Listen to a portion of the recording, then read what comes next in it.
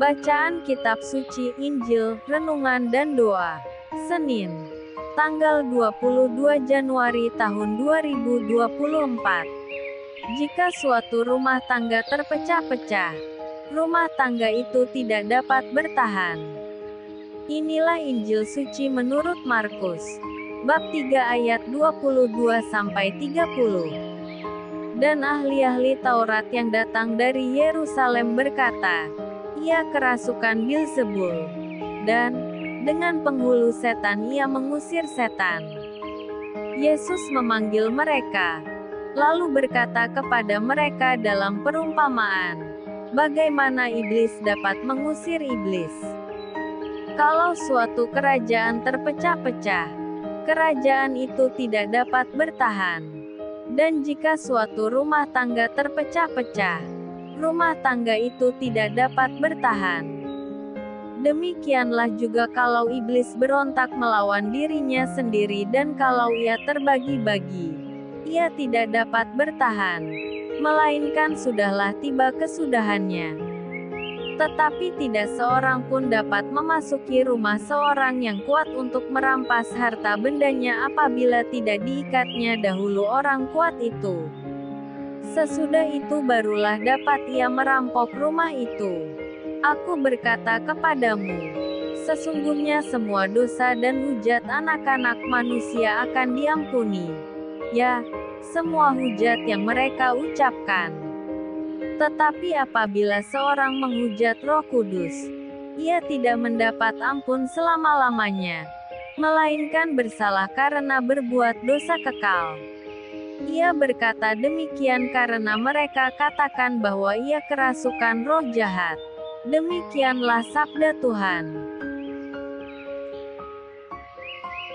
Shalom. Jika suatu rumah tangga terpecah-pecah, rumah tangga itu tidak dapat bertahan. Injil hari ini, Markus bab 3 ayat 22-30, perihal Yesus dan Bilzebul. Fitnah sungguh menyakitkan. Manusia normal pasti akan marah, bahkan marah jika dirinya difitnah. Bisa jadi, di dalam hati pun akan muncul keinginan balas dendam. Yesus difitnah kaum keluarganya. Kelompok yang kontra dengan dirinya sudah pasti lebih hebat memfitnahnya. Untuk itu Yesus menjelaskan hubungan antara hal yang jahat dan yang baik.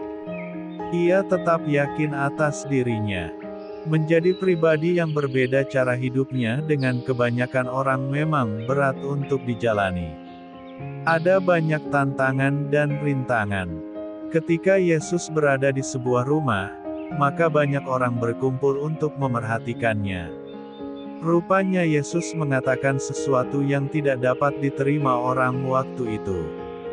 Yesus sering mengatakan hal yang kontroversial, meskipun di dalamnya mengandung kebenaran. Hal ini terjadi karena tidak semua orang menerimanya sebagai anak Allah.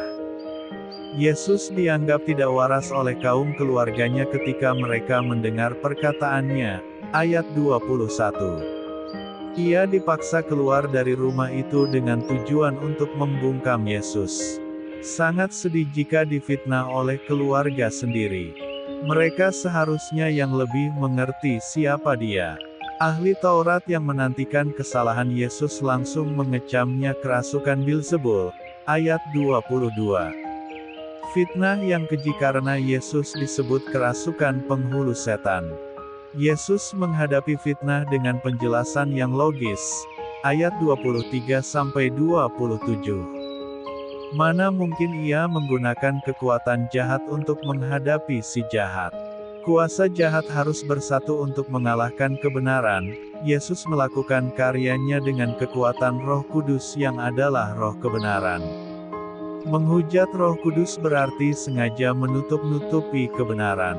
Orang-orang seperti ini dengan sendirinya tidak dapat diselamatkan.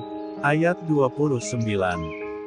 Ia tidak ingin mencari kebenaran dan terus hidup dalam kejahatannya. Marilah berdoa. Tuhan Yesus, jauhkan kami dari dosa menghujat Roh Kudus. Anugerahkanlah roh kebenaran agar kami hidup benar di hadapan Allah. Kiranya roh kami peka merasakan kehadiran Roh Kudus, untuk memahami karya kasih Allah di dalam-Mu. Buatlah kami selalu setia kepadamu dan selalu menyatukan diri dengan Dikau sendiri. Amin. Tuhan Yesus memberkati. RHPE Channel.